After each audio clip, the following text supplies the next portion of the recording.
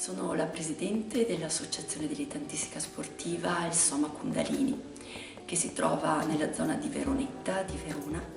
È un centro che esiste da un po' di anni ed è un centro del quale io ho cercato di portare varie attività.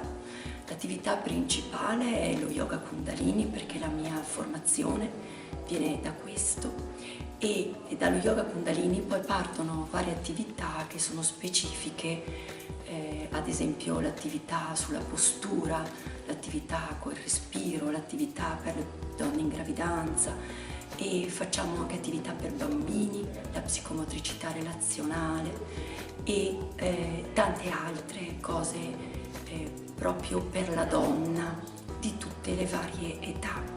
Noi nasciamo come centro yoga e poi appunto nel tempo ci siamo aperti a varie iniziative e a varie persone che vogliono portare il loro contributo nella nostra associazione.